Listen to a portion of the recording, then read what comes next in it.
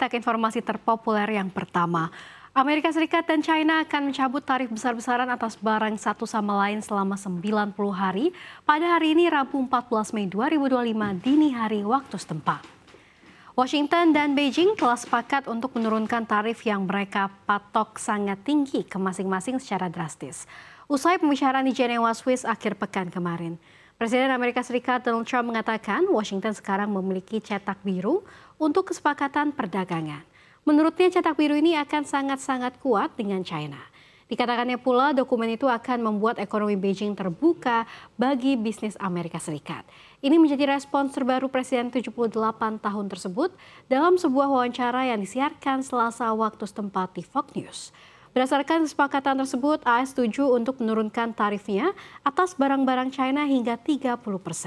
Sementara China akan menurunkan tarifnya sendiri hingga 10%, turun lebih dari 100% poin persentase. Pengurangan tersebut akan mulai berlaku setelah tengah malam waktu Washington pada Rabu. Fakta ini menjadi sebuah penurunan besar dalam ketegangan perdagangan yang menyebabkan tarif AS atas impor China melonjak hingga 145% dan bahkan setinggi 245% pada beberapa produk.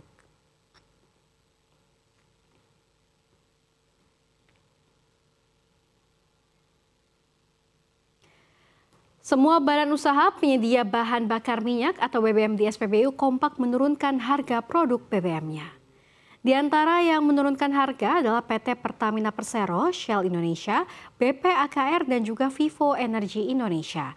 Harga BBM Pertamax atau RON 92 turun menjadi 12.400 per liter dari yang sebelumnya 12.500 per liter. Tak cuma Pertamax, harga Pertamax Turbo juga turun menjadi 13.300 per liter dari sebelumnya 13.500 per liter. Adapun untuk Pertamax Green atau RON 95 menjadi 13.150 dari yang sebelumnya 13.250 per liter pada April 2025. Di samping itu untuk BBM Shell Indonesia juga turun. Harga Shell Super mulai 1 Mei 2025 ini menjadi 12.730 per liter dari sebelumnya 12.920 per liter. Adapun juga untuk Shell V-Power menjadi 13.170 per liter dari sebelumnya 13.370 per liter. Sementara untuk V-Power Diesel menjadi 13.810 per liter dari sebelumnya 14.060 per liter. Dan V-Power Nitro Plus menjadi 13.360 dari 13.550 per liter. BBM, BP, AKR hingga Vivo Energy pun mengalami penurunan yang sama.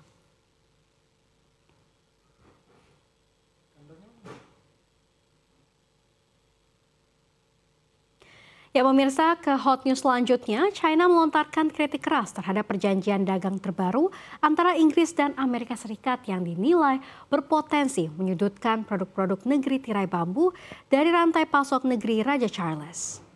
Kritik ini memperumit upaya London untuk memperbaiki hubungan dagang dan diplomatik dengan Beijing, terutama di tengah ketegangan perdagangan global yang masih tinggi.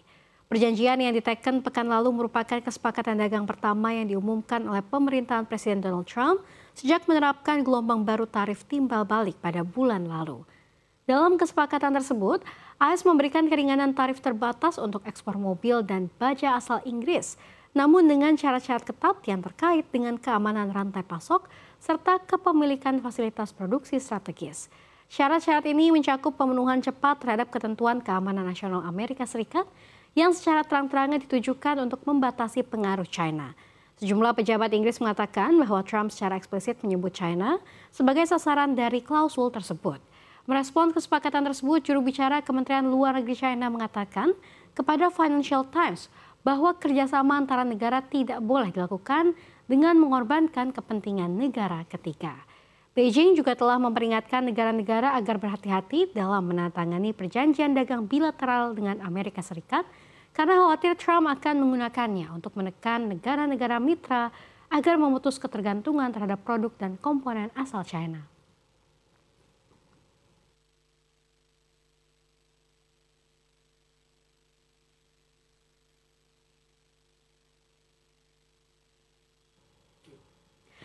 Ya pemirsa, ancaman dagang terhadap pedagang mata uang kripto di Prancis semakin meningkat. Pada Selasa, seorang putri dan cucu dari pengusaha mata uang kripto di negara tersebut berhasil lolos dari upaya penculikan oleh orang-orang bersenjata di Paris. Melansir AFP dari sumber kepolisian, sebanyak 4 pria bertopeng menyerang pasangan dan anak mereka di distrik ke-11 ibu kota Prancis.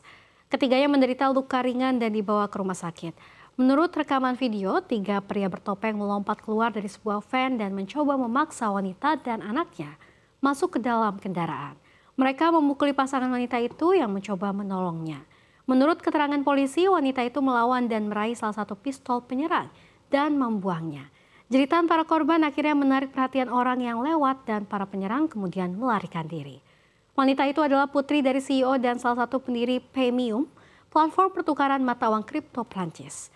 Kepolisian menyebut insiden ini merupakan serangan terbaru terhadap pedagang mata uang kripto di ibu kota Prancis. Peristiwa hari Selasa menyusul penculikan terhadap seorang bos kripto Prancis, David Balan dan pasangannya pada Januari. Balan, salah satu pendiri perusahaan kripto Ledger, jaringnya dipotong oleh para penculik. Setidaknya 9 tersangka telah ditahan termasuk dalang yang diduga.